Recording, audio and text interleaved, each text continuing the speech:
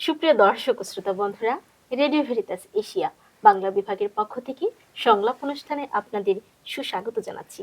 আর আজকে আমাদের এই সংলাপ অনুষ্ঠানে রয়েছেন জেমস গমেজ আদি। দাদা, আমাদের এই সংলাপ অনুষ্ঠানে আপনাকে সুস্বাগত জানাচ্ছি। আপনাকেও ধন্যবাদ।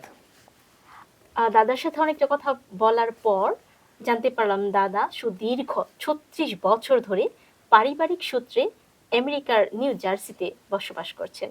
তাহলে দাদাকে আজকে আমাদের এই সংলাপ অনুষ্ঠানে পেয়ে আমরা খুবই আনন্দিত। দাদাকে প্রশ্ন করব যে আপনি যেহেতু সুদীর্ঘ বছর ধরে আপনি দেশের বাইরে রয়েছেন, সেখানে বিভিন্ন ধর্মের মানুষ, বিভিন্ন বৈচিত্র্যের মানুষ বসবাস করছে, তাহলে সেক্ষেত্র থেকে আন্তঃধর্মীয় সংলাপ বলতে আপনি কি বোঝেন? ধন্যবাদ সিস্টার আপনার সুন্দর প্রশ্নের জন্য। আন্তঃধর্মীয় সংলাপ বলতে আসলে সকল ধর্মের মানুষের সাথে মিলনের এক বহিঃপ্রকাশ। এটাই আমি বুঝি যে আন্তঃধর্মীয় সংলাপ।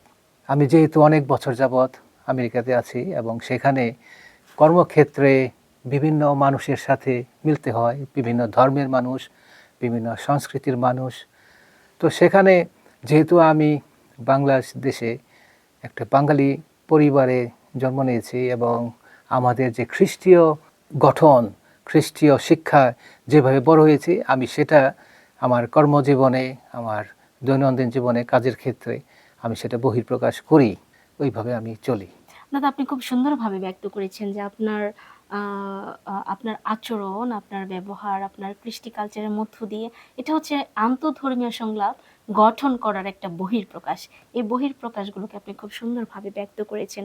তো আপনি যেহেতু সুদীর্ঘ বছর ধরে রয়েছেন, যেহেতু বাঙালি একটি পরিবার ছেড়ে আপনি নিউ জার্সিতে বসবাস করছেন অলরেডি, তাহলে ওখানে আশেপাশে যারা রয়েছে তাদেরকে নিয়ে সুন্দরভাবে বসবাস করার সুন্দর একটা মনোভাব আপনার রয়েছে। তো যখন আমরা পারিপার্শ্বিকতা চিন্তা করে অনেকের সাথে বসবাস করার চিন্তা ভাবনাগুলো করি, যেহেতু আপনি বাংলাদেশ থেকে গিয়েছেন, ওখানে আপনি বাঙালি হয়ে এই বাংলার কৃষ্টিকে আপনি কিভাবে ওখানে তুলে ধরার চেষ্টা করছেন?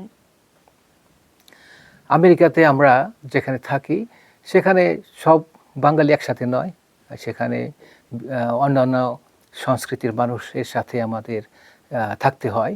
আশেপাশে যারা আমাদের সাদা মানুষ আছেন, আমেরিকান, আইরিশ, ইটালিয়ান, স্প্যানিশ, তাদের সাথে আমাদের ব্যবহারগুলো বিশেষ করে বাঙালিদের আচার ব্যবহার ভালো এবং ভালো ব্যবহার করতে চেষ্টা করি, যার জন্য তাদের সাথে আমাদের বাঙালিদের একটা সুন্দর সম্পর্ক আমরা গড়ে তুলি এবং তুলতেছি। সেটা কৃষ্টিটা কিন্তু আমাদের সংলাপকে অনেকটা এগিয়ে নিয়ে যায়, যেখানে আমরা পরস্পরের সাথে আমাদের কৃষ্টির যে সৌন্দর্য রয়েছে সেটা আমরা সহভাগিতা করতে চেষ্টা করি।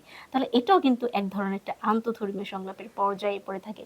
তাহলে আমাদের কৃষ্টিকে আপনি বা অন্যের কৃষ্টিকে আপনি কিভাবে সেখানে তুলে ধরার চেষ্টা করছেন বা আপনি অ্যাডজাস্ট করছেন ওখানে? আমরা ওখানে বাঙালি অনুষ্ঠানগুলো হয়, সেখানে আমরা বিভিন্ন ধর্মের মানুষ আমরা একসাথে অনুষ্ঠানগুলো করে থাকি। আমাদের খ্রিস্টান অনুষ্ঠানগুলোতে, বড়দিন অনুষ্ঠানে আমরা মুসলিম ভাইদের বোনদের নিমন্ত্রণ দেই এবং তাদের পুজো অনুষ্ঠানে এবং ঈদের অনুষ্ঠানে, পহেলা বৈশাখ অনুষ্ঠানে আমরাও সেখানে নিমন্ত্রিত হই, সবার জন্য উন্মুক্ত থাকি। তো সেই ক্ষেত্রে আমরা সকল ধর্মের, বিশেষ করে আমাদের বাঙালি সংস্কৃতি সুন্দরভাবে এগিয়ে যাচ্ছে সেই সুদূর আমেরিকাতে। দাদা, আপনি খুব সুন্দরভাবে ব্যক্ত করেছেন যে যদিও আপনারা এই দেশ থেকে গিয়েছেন, কিন্তু দেশের বাইরে গিয়ে সবাই মিলে একটা আমাদের কৃষ্টিকে কেন্দ্র করে আনন্দের সমান্তরালে আপনারা বসবাস করছেন। এটা কিন্তু আমাদের জন্য, হয়তো বা আপনারা যারা বসবাস করছেন তাদের জন্য আন্তঃধর্মীয় সংলাপের ক্ষেত্রে এই বিষয়টা খুবই তাৎপর্যপূর্ণ বলে আমি মনে করছি। আপনাকে ধন্যবাদ জানাচ্ছি, আপনি সুন্দরভাবে ব্যক্ত করেছেন। কিন্তু তারপরও এখানে আরেকটু রয়ে যায় যে আমরা মানুষ, যখন আমরা বিভিন্ন ধর্মের মানুষ, বিভিন্ন বর্ণের মানুষ একসাথে বসবাস করি, সেখানে কিছু অন্তরায় তো থাকেই এবং কিছু সুবিধাও রয়েছে। সেই সুবিধা বা অন্তরায়গুলো কি কি বলে আপনি মনে করেন? অবশ্যই সেখানে উপকার আছে আমাদের। বিশেষ করে আমি ব্যক্তিগত একটা উদাহরণ দেই, যেমন আমার বাড়ির পাশে যে পরিবারটি থাকেন তারা সাদা মানুষ, ইটালিয়ান, কিন্তু তাদের বয়স 93 ইয়ার্স ওই মহিলার, এবং আমার সব সময় তাকে সাহায্য করতে ইচ্ছা করে। তার যে এই গার্বেজগুলো এই রাস্তায় ফেলে দেওয়া, সেটা আমি করে থাকি। কারণ আমি চিন্তা করি সে 93 ইয়ার্স ওল্ড, অনেক বয়স্ক। তো তাকে আমি এই কাজগুলো করে থাকি সারা বছরই। কিন্তু দেখা যায় যে আমাদের মধ্যে একটা সুন্দর সম্পর্ক হয়ে গেছে। সে যদিও বয়স্কা, আমি ইয়াং, কিন্তু আমাদের মাঝে একটা সুন্দর সম্পর্ক। তার যে ছেলেমেয়েরা আছে তারা জানে যে এই পাশের যে নেইবার সে বাঙালি, বাংলাদেশের। আমার মাকে সাহায্য করে। সামটাইমস আমার মা কল করলে পরে তার ঘরে গিয়ে আমি সাহায্যটা করে দিই। সেজন্য বছরের শেষে হয়তো আমাকে একটা ছোটো গিফট দিল।